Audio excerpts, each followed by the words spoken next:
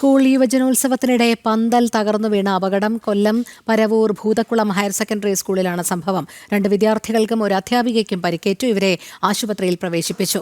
ഉദ്ഘാടനത്തിന് ശേഷം പരിപാടികൾ നടക്കുമ്പോഴാണ് വേദിക്ക് മുന്നിലെ ഷീറ്റിട്ട പന്തൽ തകർന്നു വീണത്. മനോജ് ചേരുന്നു. മനോജ്, പറയൂ, എന്തായിരുന്നു സംഭവം?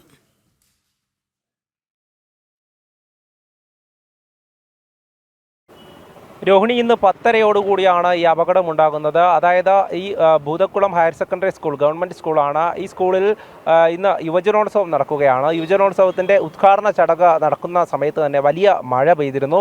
ഈ മഴയത്ത് വലിയൊരു കാറ്റുണ്ടാകുകയും ഈ വേദിക്ക് മുന്നിലുണ്ടായിരുന്ന ഒരു പന്തൽ, അതായത് ഷീറ്റൊക്കെ കൊണ്ട് നിർമ്മിച്ച താൽക്കാലിക പന്തലായിരുന്നു. ഈ പന്തലാണ് ആദ്യം ഒരു വശത്തേക്ക് ചരിഞ്ഞ് തകർന്നു വീണത്. ഇതോടുകൂടി കുട്ടികളും അധ്യാപകരും ഒക്കെ അകത്തു നിന്നും ഇറങ്ങി ഓടുന്ന ഒരു സാഹചര്യമുണ്ടായി. രണ്ട് കുട്ടികൾക്ക് പരിക്കേറ്റു. അതോടൊപ്പം തന്നെ ഒരു അധ്യാപികയ്ക്ക് തലയ്ക്ക് മുറിവേറ്റിട്ടുണ്ട്.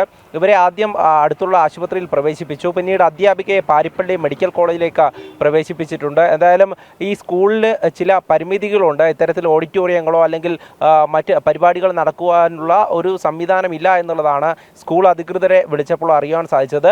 അതുകൊണ്ട് തന്നെ താൽക്കാലികമായൊരു സംവിധാനം ഒരുക്കുക എന്നതാണ് ഇവർക്ക് മുന്നിലുള്ളത്. അപ്പോൾ യുവജനോത്സവത്തിന് ഒരുക്കിയിട്ടുള്ള ഈ താൽക്കാലിക ഷെഡാണ് ഈ മഴയത്ത് തകർന്നു വീണത്. ഇന്ന് രാവിലെ മുതൽ തന്നെ മഴ ശക്തമായിരുന്നു, വലിയ കാറ്റുമുണ്ടായിരുന്നു. ഇതിനിടയിലാണ് ഇത്തരമൊരു അപകടമുണ്ടാകുന്നത്. ഇനി പരിപാടികളൊക്കെ തുടരുവാൻ വേണ്ടി ഇരുന്ന സാഹചര്യത്തിലാണ് ഇങ്ങനൊരു അപകടമുണ്ടായത്. പിന്നീട് അവിടേക്ക് രക്ഷിതാക്കളും നാട്ടുകാരുമൊക്കെ എത്തുകയായിരുന്നു. പിന്നീട് ഈ യുവജനോത്സവം അവിടെ നിർത്തിവെക്കുകയുണ്ടായി. പിന്നീട് മറ്റ് പരിപാടികളൊന്നും നടത്താൻ പറ്റാത്ത സാഹചര്യമാണ്. നിലവിൽ കുട്ടികളുടെ പരിക്ക് നിസ്സാരമാണെന്നാണ് അറിയാൻ സാധിച്ചത്. അധ്യാപികയ്ക്കാണ് തലയ്ക്ക് പരിക്കേറ്റുള്ളത്. രോഹിണി. ശരി, മനോജാണ് വിവരങ്ങൾ നൽകിയത്.